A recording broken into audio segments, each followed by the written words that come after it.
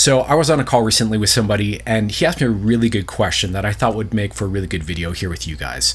So he had asked me essentially, how quickly can I change, or how quickly can a change happen for me? And there are a lot of different answers to this, a lot of different angles to this. And this is something that I've been meaning to make a video about anyways. So I thought I would just kind of pop on the camera here and we would discuss it together, because if you're looking at a piece of healing work or change work or growth work, there may be a lot of kind of misconceptions or misunderstandings or projections or expectations you have around that. And I thought I'd just kind of weigh in with my own 2 cents about what I've seen with myself, with my clients, what I know as a hypnotherapist versus kind of what the standard narrative is out there, and try to clear that up for you. So let's talk about it. Okay, so I'm going to start off this conversation in a slightly controversial place with you guys, just to offer a little kind of counterpoint to perhaps what you've heard. So you may have heard, just kind of broadly speaking, if you're interested in therapy, that generally speaking, it takes years and years and years of therapy to get a transformation or a healing or a result. This certainly was kind of the narrative, I would say, for the majority of my life. I do think that as far as I can tell in the therapy world, when I talk to other therapists, this seems to be a changing sentiment, and there's definitely a lot of getting up to speed in terms of how to create transformative experiences for people in the therapy world. But generally speaking, therapists don't really know a lot about how to get someone to change quickly. And so, or at least traditionally this was the case. And so a lot of times therapists, make the assumption that this has to be a slow going process, and that's not always true. So this is kind of one of these areas that as a hypnotherapist, as a trained hypnotherapist, as a trained NLP practitioner, and generally coming from this school of working with people that is called change work as opposed to psychotherapy, where the emphasis is more on helping people move and change things over perhaps, unpacking every bit of our past and our narrative, although I do that too with people. The understanding from the change work paradigm is that absolutely people can have changes very quickly. And so this is one of these things that, depending on who you talk to, some therapists, especially if they're a little more traditional in their training, they haven't been keeping up with a lot of the more modern techniques and that are kind of blossoming in different modalities of therapy.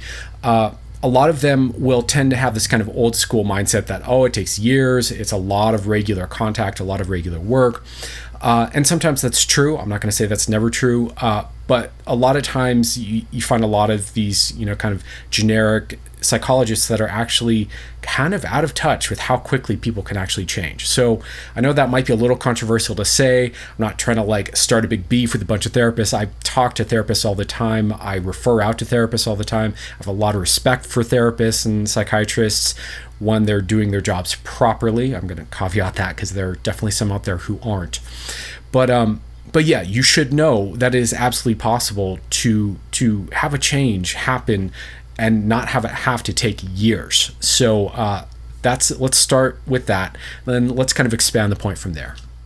So in change work, the way we think about it is that change actually happens for most people, especially if we're talking unconscious mind, rewiring, unconscious mind change. It's usually actually happens more in the blink of an eye.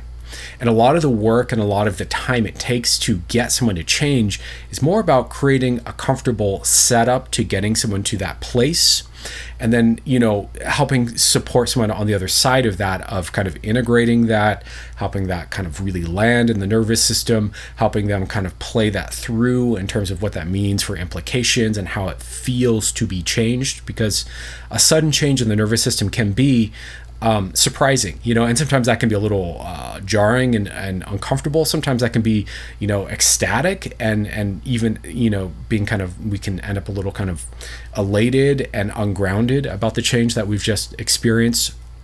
But I think it's really important, just to put it really plainly with you guys, that change happens like that. State changes can happen like that. This is the classic thing that happens is people come to me, they're stuck in a chronic state, and and that chronic state they might describe as anxiety or depression, and there's a lot I could say about that. But the assumption, if we've been stuck in a chronic state for a long time, is I don't know how to change it. I'm stuck in this state. I can't not be this way. And people are often shocked at how quickly, even just through conversation, without even doing like a lot of crazy techniques, we're able to kind of get them into a really different place, like in a matter of minutes. State change happens very quickly, right? And if you can change states quickly, then if you can help the person rewire that up as a new reference point in their nervous system, then that starts to create behavioral change or, affect change, mood change, all of this kind of thing, self-concept change. And all of that is absolutely possible to happen very, very quickly. And, if you just think about it here, if you've ever taken a psychedelic, this bears out pretty obviously, right? It's not only possible, obviously, to consume this drug that's, external from our body that alters our neurochemistry, and all of a sudden we're in a different state, we're in a different mood. But when you're on the psychedelic, you will go through sudden state changes, right? You'll go through, all of a sudden you feel blissful and ecstatic. Where did this come from? Or all of a sudden I'm feeling really deep and profound. Where did this come from? All of a sudden I'm feeling really childlike and playful and silly, etc., right? So change can happen very, very quickly. The question is, how do we capitalize on this flexibility in the nervous system, right? This expanded capacity for more states and different states of being, these different sides of us emerging that are normally perhaps a little more kind of, subdued and held back. How do we capitalize on that and turn that into perhaps a more lasting, enduring change, right? And that's really the art of being a hypnotherapist and being a coach and being an NLP practitioner. But yeah, state change and generally change, happens like this. I don't reference Tony Robbins a lot, but I do want to say this. I forget what the exact quote was, but he says something along the lines of, it can take 10 years to get you to a point where you're ready to change, but the change happens in the blink of an eye, right? And in my experience, not trying to be kind of cheesy about it, but that's really, really fucking true. A lot of the reason that we, might take years to have a change from some sort of an interaction, with a therapist or something, isn't that necessarily the real change itself takes that long. It's that we may need a lot of support, a lot of reference experiences of safety. We may need a lot of psychoeducation. We may need a lot of kind of like setting up ourselves to get right into that moment where it becomes the moment of change, right? And so I wanted to kind of just get you guys to really understand this. When we're talking coaching, hypnosis, change work techniques, when we're talking well-done therapy, there are definitely transformational therapy techniques that I'm always kind of learning from and studying that are also capable of producing really profound changes in a person very, very quickly. All of this is there and is available. It's really a matter of know-how. It's really a matter of also the comfort level that you're at as a client, that you're ready to open up to. Some people are really kind of like really ready to change, want to change, on board with the idea of change, comfortable with it, curious about it. And other people are really kind of, know that they're suffering and don't want to suffer anymore, but are actually very reluctant to change, uncomfortable with it, stressed out by it. There's a lot more support that needs to be there in order to make that occur as something that feels good and exciting and let's go. So I hope that kind of clarifies that, yes, change can happen super quick. I know I keep snapping my fingers.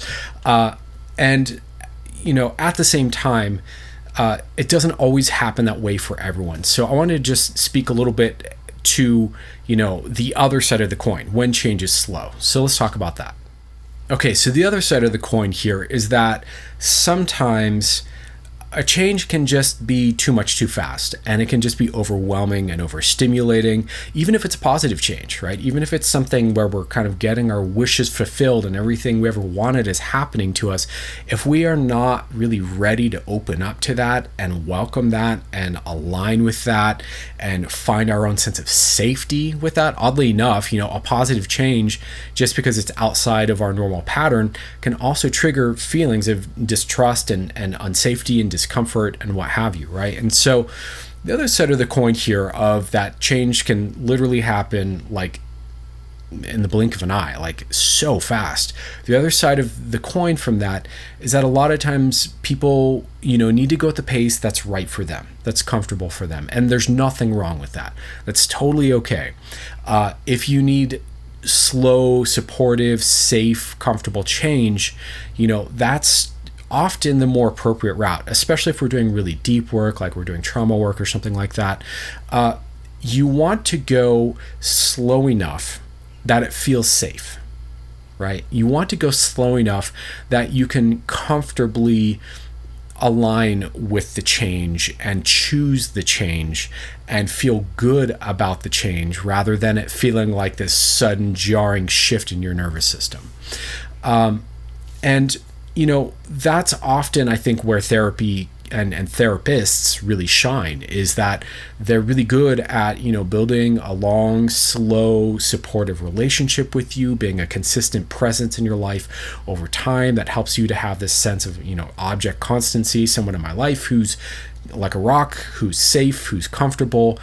And that reference point gives you perhaps a little of that safety and stability that you might need in order to kind of sift through the different layers and meanings and the different emotions and experiences that you need to, put in the past and resolve and let go of, or get clear about and recognize, or, look towards the future and the possibilities and the potentials that open up as you feel yourself slowly changing. So that's also appropriate, I will say, in terms of psychedelic work, I do think, obviously, every time you take a psychedelic, there is going to be probably a lot of fast change. And I would say, quite frankly, from point A to point B, at the beginning and end of a psychedelic experience, especially when it's early, you're new to psychedelics, it's all brand new to you, just in one trip, there's a lot of change you undergo. And I'm sure if you've taken a psychedelic, which hopefully you have if you're watching this channel, you know what I mean. You go through so much in 3 hours or 6 hours or 10 hours, what have you, that it's almost mind-boggling how much you learn, how much you discover, how many different feelings and emotions and experiences and insights and all of that. You really go through a rainbow of different, nervous system states. And I think it's amazing. I think it's wonderful. I think it really beautifully breaks up the kind of humdrum of kind of the static day in, day out, same that a lot of people live in. But over time, there's also a longer arc with psychedelics of what you might think of as a slow change. So yes, there's kind of an accelerated change from trip to trip and moment to moment in the trip, but there's also this long, slow arc of how you grow and change as a human being over time by adding this new input of psychedelic experiences into the mix of your life, right? So this obviously turns into perhaps behavioral changes, different changes in value systems, what you find important or meaningful to you, changes in relationship style, or changes in whole entire lifestyle, like where you live and who you associate with and what you do with your free time, and et cetera, et cetera. People go through really huge arcs of change through psychedelics that I think is generally healthy, is generally good, and it can be an interesting contrast between the two. Sometimes when you're on the medicine, you kind of get a sense of, oh, I'm changing in this kind of way over time. There's a long, slower development that's happening for me, and I'm also having this particular opening or this particular insight or this particular shift, right now in the journey. And you can kind of see and feel both, and the combination of these different speeds of change can be, in and of itself, I think, really sometimes confusing, sometimes unsettling, but also sometimes really beautiful and profound, or kind of mysterious and wonderful. So yeah, I would say all rates of change are right. And really, who decides that, right? Like, who decides what is the right speed?